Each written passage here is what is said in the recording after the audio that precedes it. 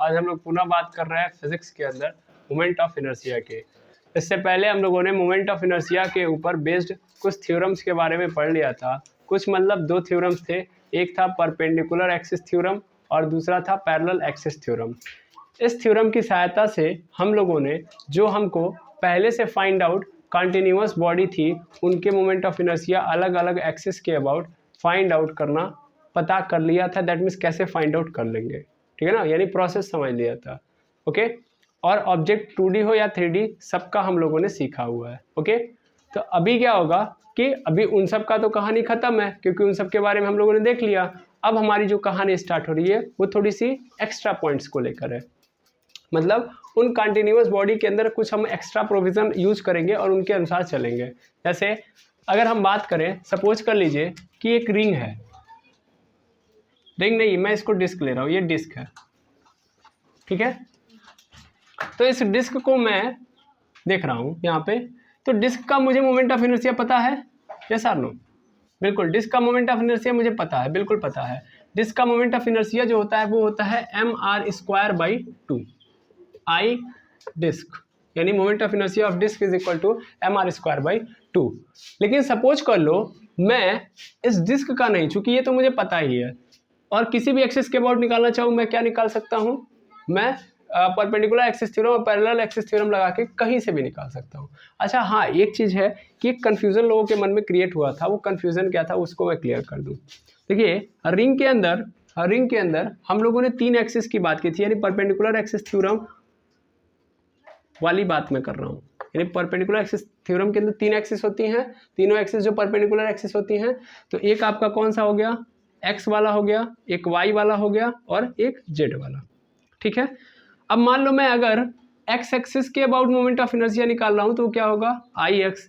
Y axis के about निकाल रहा हूँ आई वाई, और जेड एक्सिस के अबाउट निकाल रहा हूँ तो आई जेड। चूंकि हमें रिंग अगर मैं लूँ, चलो इसको रिंग ले लेता हूँ, चाहे क्या बोलते हैं, डिस्क लिया है तो डिस्क ही लेता हूँ मैं, ठीक है। फिलहाल के लिए मैं डिस्क लेता हूँ। डिस्क में अगर हम देखें तो डिस्क में अगर हम बात करेंगे moment of inertia of Z axis, यानी जेड एक्सिस के अबाउट मोमेंट ऑफ इनर्शिया, तो एक्चुअल में हम लोगों ने जब निकाला भी था, या ये जो mr²/2 है वो एक्चुअल में आई जेड ही है ना। ये क्या है? ये जो आपको दिख रहा है ये प्लेन है, इस प्लेन पे ये जेड है, ये इसी एक्सिस के अबाउट हम लोगों ने देखा हुआ है। और प्रॉब्लम यहाँ पे ये आई थी कि अगर मान लो हमको आई जेड निकालना होता है तो हम क्या करते हैं? एक्स एक्सिस के अबाउट मोमेंट ऑफ इनर्शिया और वाई एक्सिस के अबाउट मोमेंट ऑफ इनर्शिया को जोड़ देते हैं।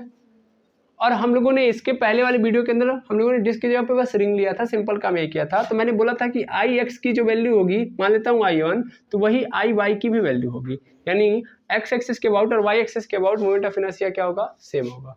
तो क्वेश्चन ये आया था कि आखिर सेम क्यों है? ये एक्स एक्सिस के अबाउट और वाई एक्सिस के अबाउट, चाहे रिंग लो चाहे डिस्क लो, क्यों होता है सेम मोमेंट ऑफ इनर्शिया? तो इसका कारण बहुत सिंपल है यार।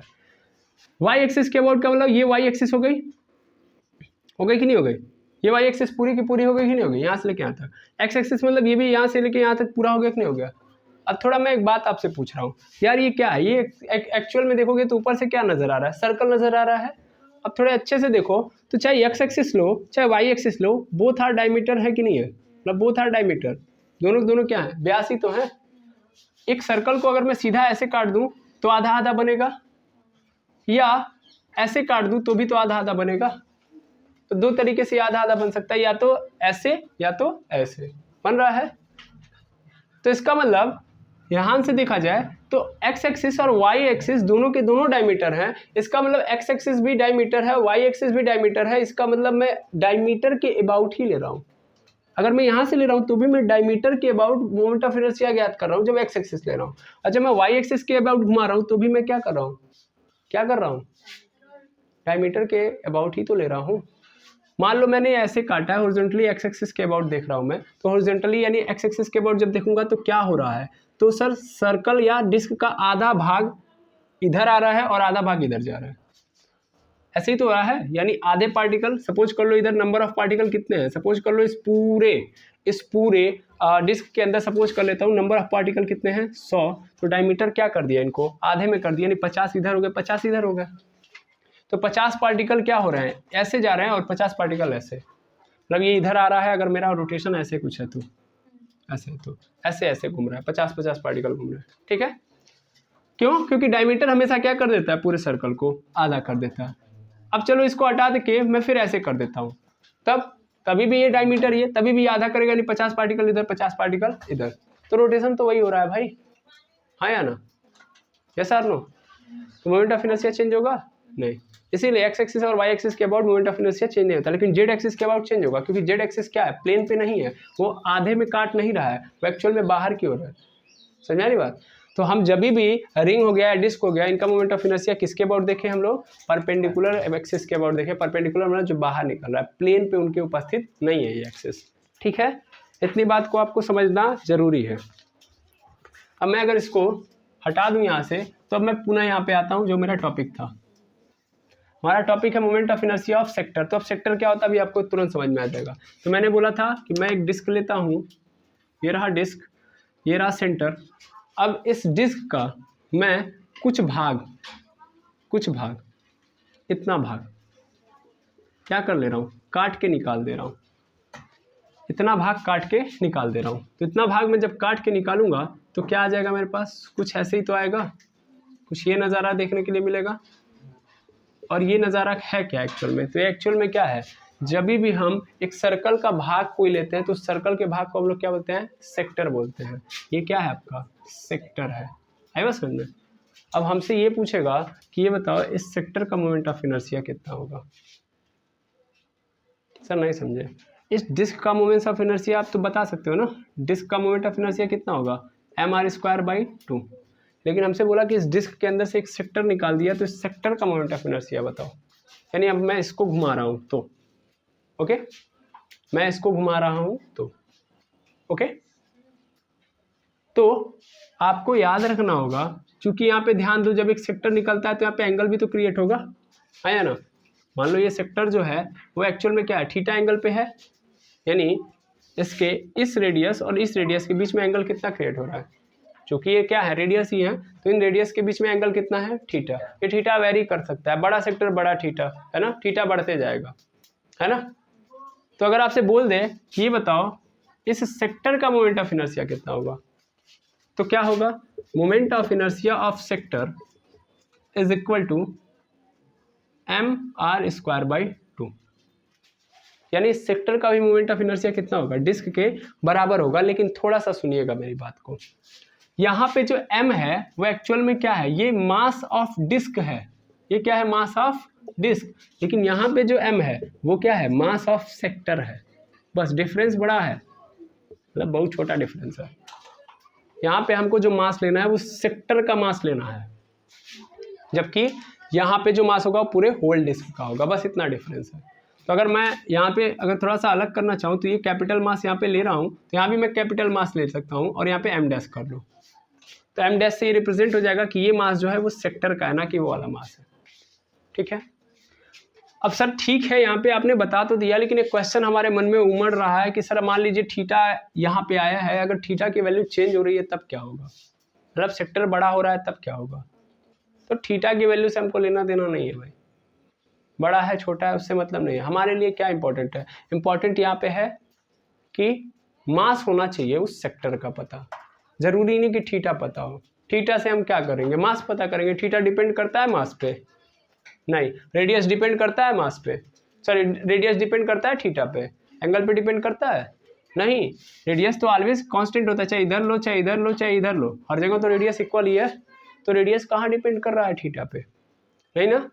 तो ध्यान देंगे कि जो एंगल होता है, angle between two radius in a sector, क्या होता है, वो मोमेंट ऑफ इनर्शिया के लिए कोई क्या नहीं है, वेरिएशन नहीं ला पाता है।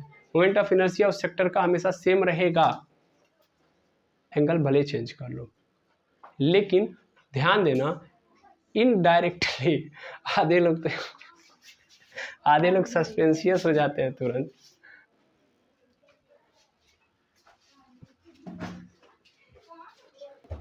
चलिए देखिएगा, मैं ये बता रहा था कि देखिए थीटा यहाँ पे वेरी होगा तो उससे मोमेंट ऑफ इनर्शिया पे क्या चेंज पड़ेगा। तो मैंने बताया आपको जस्ट कि डायरेक्टली कोई चेंज नहीं पड़ने वाला, थीटा बढ़े घटे उससे हमको क्या लेना देना है।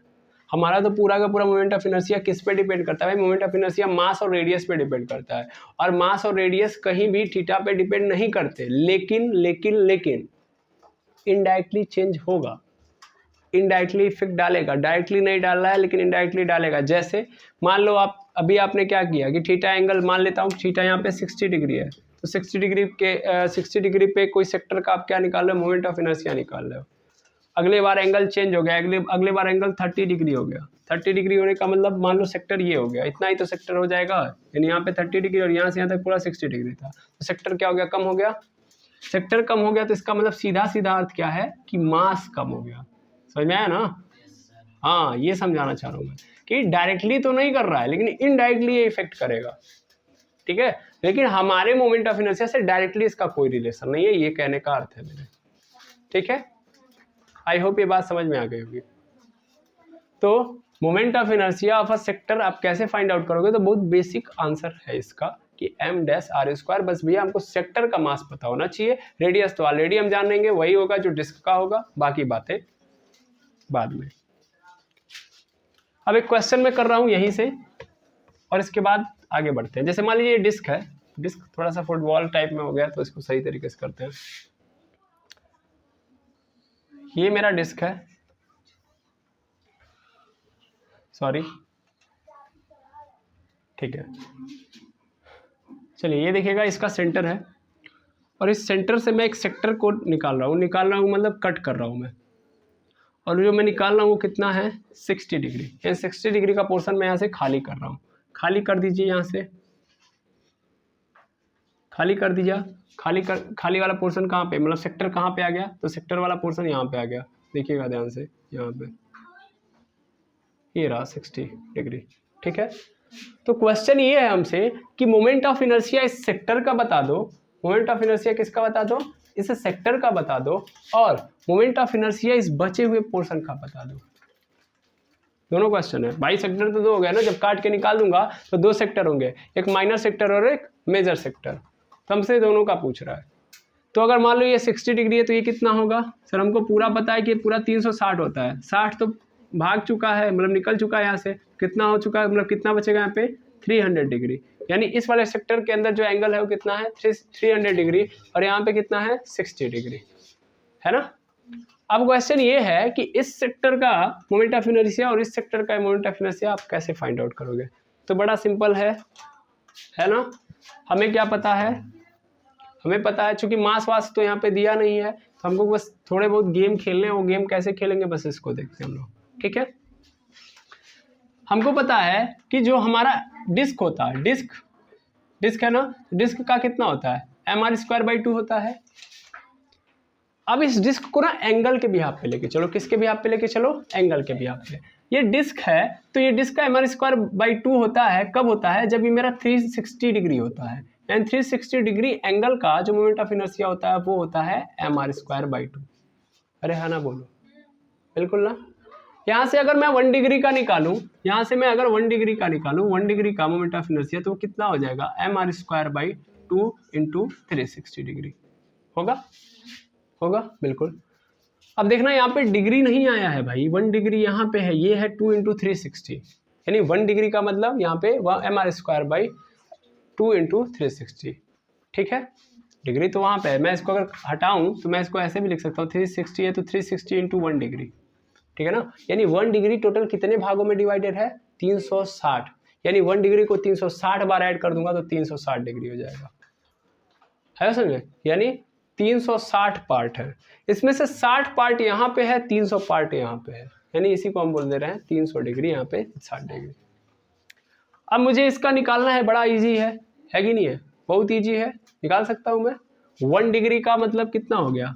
mr² होगा। अच्छा पहले इधर आओ, अभी हम कुछ एज्यूम नहीं करते हैं, अभी हम सिंपल मान लेते हैं कि इसका क्या है? m1 है। इस सेक्टर का मास कितना है? m1 है, और इस सेक्टर का मास कितना है? m2 है। तो अगर मैं इसका निकालूंगा तो क्या होगा भाई? इसका अगर मैं निकालूंगा इस पोर्शन का, तो इस पोर्शन का होगा मेरा I2 होगा।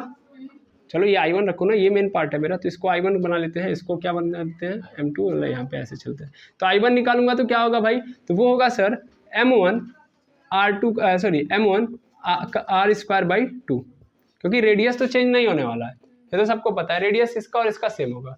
ऐसे यहाँ पे भी करूंगा, देखिए 60 मिट गया, इसका मैं करूंगा तो I2 इज इक्वल टू हो जाएगा m2r²/2 होगा, बिल्कुल। अब मुझे क्या करना है, मुझे इनको खत्म करना है भाई, m1 और m2 से हमसे कुछ नहीं लेना देना है, हमको चेंज करना है इस पूरे पोर्शन को किसके अंदर, किसके अंदर, अपने डिस्क वाले फॉर्मूले के अंदर। एक्चुअल में क्या है ये एक्चुअल में क्या है, ये I2 क्या है सर, ये I2 है 60 डिग्री का मोमेंट ऑफ इनर्शिया, 60 डिग्री वाले पोर्शन का मोमेंट ऑफ इनर्शिया है कि नहीं है, रेहाना बोलिए। अच्छा बिल्कुल, तो अगर मैं यहां से देखूं तो इसका मतलब मैं ये लिख सकता हूं I2 is equal to m2r2 का स्क्वायर/2 इज इक्वल टू, यहां पे लिख सकता हूं 60 इंटू 1 डिग्री, हाँ या ना, और यहां से 1 डिग्री का मान रख सकता हूं क्या, 1 डिग्री का वैल्यू है वहां पे भाई, उठा के आप चिपका दीजिए। तो I2 इज इक्वल टू क्या हो जाएगा भाई मेरे पास, तो m2r²/2 और 60 इंटू 1 डिग्री का मतलब क्या हो गया, mr²/2 इंटू 360, सॉरी अभी सही है। यहाँ पे देखेंगे 60 से 360 कैंसिल हो गया, मैं यहाँ पे जगह ले रहा हूँ यहाँ पे। अब देखिएगा ये I2 इज इक्वल टू कितना हो जाएगा, तो I2 इज इक्वल टू हो जाएगा 60 से 360 कैंसिल हो गया, कितनी बार में, 0 से 0 कैंसिल हो गया 6 बार में, यानी क्या आ गया मेरे पास, I2 is equal to mr²/12 आ गया, ठीक है। I1 की वैल्यू अगर मैं देखूंगा तो I1 इज इक्वल टू क्या होगा मेरे पास, m1r² है बाई 2 है, ये कितने की वैल्यू है, मैं उन लोगों को अंदर बुला लीजिएगा प्यार से, इसको मैं मिटा रहा हूँ यहाँ से, ये समझ में आ गया हमको। तो यहाँ पे इसकी वैल्यू कितनी है, इसकी वैल्यू है हमारे पास, चूंकि हम जानते हैं कि कितने की है, तो 300 डिग्री की है, 300 डिग्री की है। अगर मैं इसको कन्वर्ट करूँ तो 3 इंटू 1 डिग्री कर सकता हूँ, बिल्कुल 300 ऐसे ही रहेगा। 1 डिग्री की वैल्यू कितनी है, 1 डिग्री की वैल्यू पुट कर दो, mr²/2 इंटू 360 हो गया, हाँ या ना, बिल्कुल। मैं यहाँ से इसको मिटा दूँ, अब इसका कोई मतलब नहीं है, अब तो काम बन गया मेरा, ऊपर नीचे ज़्यादा हो गया है लेकिन आप समझ सकते हैं। तो यहाँ से क्या हो गया, I1 is equal to m1r²/2, और यहाँ से क्या हो जाएगा, यहाँ से आपका 0 से 0 कैंसिल हो गया, और फिर और काटो तो 6 से 6 5 जा 30 और 6 6 जा 36, तो मेरे पास आ गया क्या, 5 mr²/6 2 जा 12, यानी I1 का आंसर कितना आ गया, 5 mr²/12, ठीक है। जबकि I2 की वैल्यू कितनी आ गई, तो I2 की वैल्यू हमारे पास आ चुकी है mr²/12, ठीक है। तो यहाँ से क्या दिख रहा है, यहाँ से ये दिख रहा है कि मैं माइनर सेक्टर का ले रहा हूँ, ये माइनर सेक्टर का है ना, माइनर सेक्टर का है, और ये किसका है, मेजर सेक्टर का, मेजर सेक्टर का है।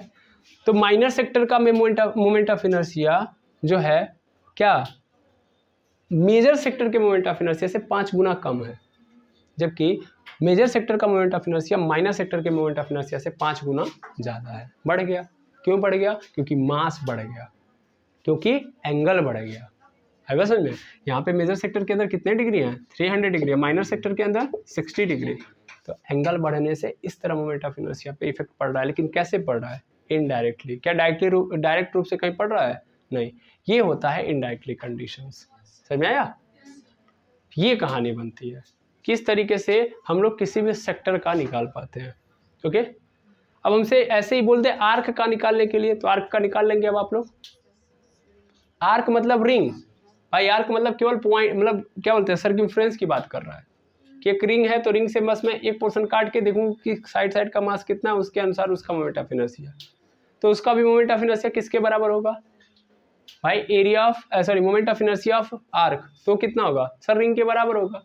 लेकिन वहाँ पे बस मास किसका होना चाहिए, उस आर्क का, ना कि रिंग का। फिर वहाँ से भी मैं चाहूँ तो एंगल की कहानी रच सकता हूँ, बिल्कुल, फिर से ऐसी ही कहानी बनेगी कि नहीं बनेगी, यस और नो। तो इस तरीके से आप मोमेंट ऑफ इनर्शिया निकाल सकते हो, ओके। फिर ऐसे ही हमसे बोल देगा कि हेमीस्फेयर का बताओ आप, हेमी हॉलो स्फेयर। फिर ऐसे हमसे बोल देगा हेमी सॉलिड स्फेयर, समझ में आ रहा है। तो ये 3-4 ऐसे हैं जिनको आपको थोड़ा और जानना जरूरी है, तब आपका मोमेंट ऑफ इनर्शिया वाला क्या हो जाएगा, पोर्शन खत्म हो जाएगा। उसके बाद स्टार्ट हो जाएगा आपका रेडियस ऑफ गायरेशन, ठीक है ना, क्लियर है। तो उसके बारे में हम लोग नेक्स्ट वीडियो के अंदर पढ़ रहे होंगे। तो बस 5 मिनट का टॉपिक और बच रहा है। 5 मिनट का टॉपिक हम मोमेंट ऑफ इनर्शिया का खत्म करने के बाद रेडियस पे आ जाएंगे, रेडियस पढ़ लेंगे, उसके बाद कहानी यहाँ पे मोमेंट ऑफ इनर्शिया की खत्म करके टॉर्क पढ़ेंगे हम लोग। ओके, क्लियर है। तो आई होप आज का ये जो कॉन्सेप्ट था थोड़ा इधर उधर था, लेकिन समझ में आ गया होगा। तो मिलते हैं नेक्स्ट वीडियो में। Thank you very much एमर्स।